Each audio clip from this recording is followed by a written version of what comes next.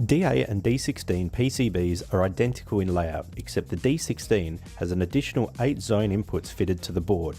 This is the only difference between the two panel models.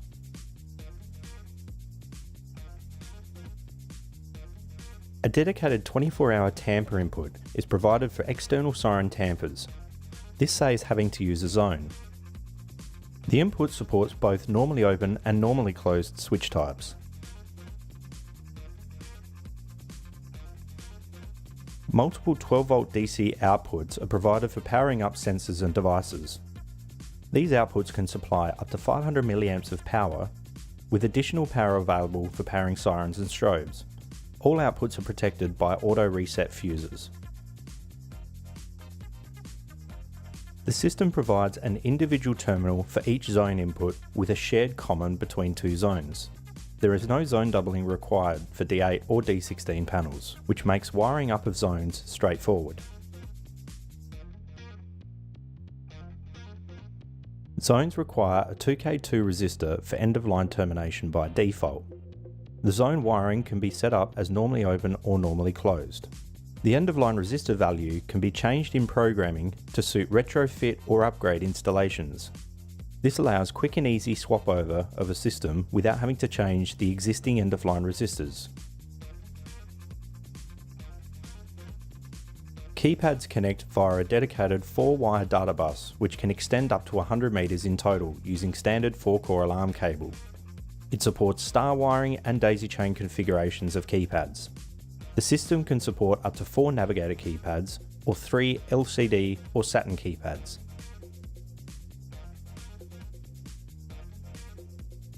The siren output can drive up to 3 horn speaker styled sirens and has programming options for siren chirps when arming and disarming from radio keys.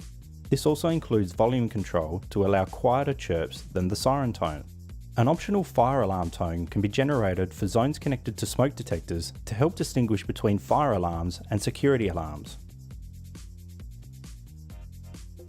The 12-volt strobe output can power up to 2 strobes and latches on alarm until reset with a code. Strobe flashes automatically when radio keys arm or disarm the system for visual feedback. No programming is required for this feature. The reset output is a 12-volt siren output used to drive internal screamers and external 12-volt sirens, such as the Ness combo siren. This output does not offer radio key siren chirps. Up to 3 sirens can be connected to this output. The J1 link is a dual-purpose box tamper and programming link. When the system is powered up with this link open, it will place the system directly into installer programming mode. There is no need for a code. Connecting the supplied tamper switch, once the box is sealed and out of program mode, will double as the box tamper. This is considered a second 24-hour tamper input, but does not require an end-of-line resistor. DX panels are now supplied with energy-efficient 20-volt DC switch mode power supplies, but will also work with the older 17-volt AC power supplies for easy retrofit. There is no polarity required for the input of the power supply.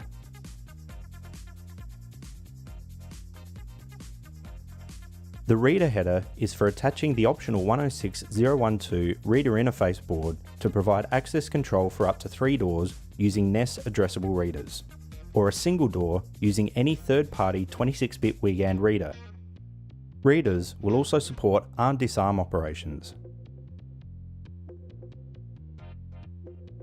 The following reader models are addressable readers, and the system will support up to 3 of these readers.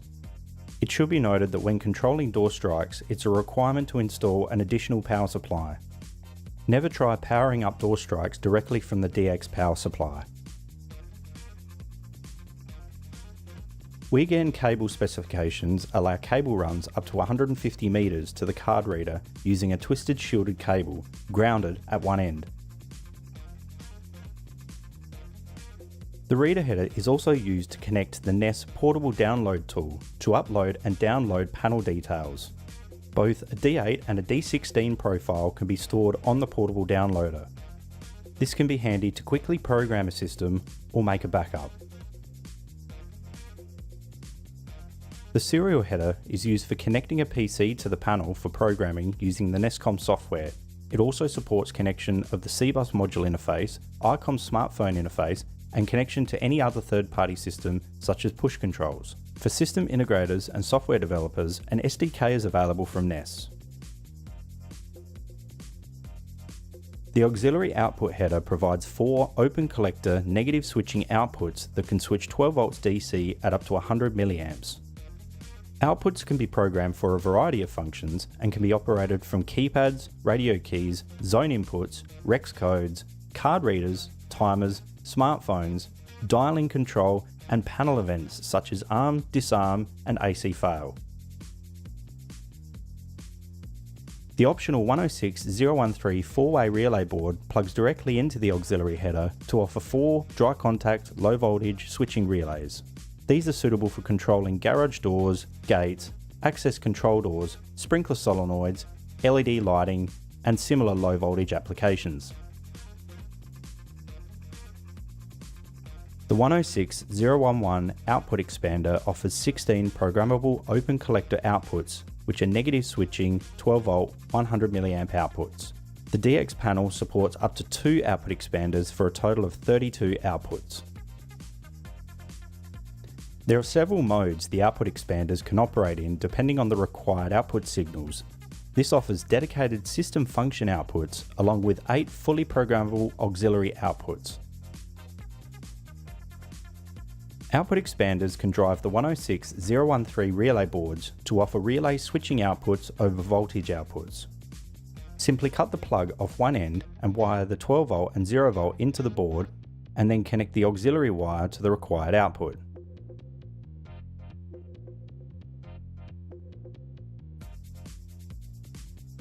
The optional 100-200 Ness radio receiver is a plug-and-play wireless receiver that simply plugs into the header on the board. This adds radio capabilities for all Ness radio devices.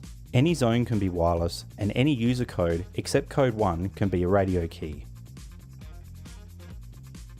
To achieve best reception, the radio receiver can be extended up to 50 meters from the panel using a shielded cable, or up to 15 meters using unshielded 4-core alarm cable. A high-gain antenna can simply plug into the receiver, replacing the onboard antenna to increase reception range, and it is recommended for radio keys, especially when operating gates and garage doors. The listen-in header is a built-in diagnostic feature for installers for testing the dialer and listening to the activity. Simply connect up an 8 ohm speaker to pins 1 and 3 to listen to the dialer. The Navigator wiring harness is a perfect fit for this connector. Installers can also use an attached horn on the siren output to temporarily listen to the dialer. Simply enable the option P89E3E to enable temporary listen-in for the dialer.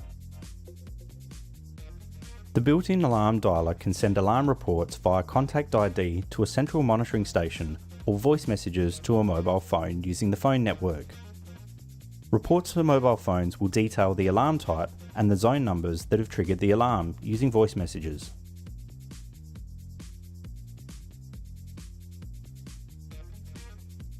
If there is no phone line available, alarms can be sent using the optional Ness 3G wireless dialer. This simply plugs into the panel with no additional setup required. An onboard rechargeable battery backup ensures operation when the power fails. The customer simply needs to provide a SIM card with any carrier. Installers can purchase the 3G dialer from Ness with a SIM and plan included for quick and easy install. Simply inquire at your local Ness branch. Dx housings are a tough plastic housing and have mounting slots for all expansion modules. The main PCB simply clips into the housing using the supplied posts. This makes for a tidy install, and the ability to completely remove the front door makes it very easy to access in tight spaces. The optional 14 or 28-inch housing kits cater for fully loaded systems or additional equipment such as extra power supplies or batteries for access control.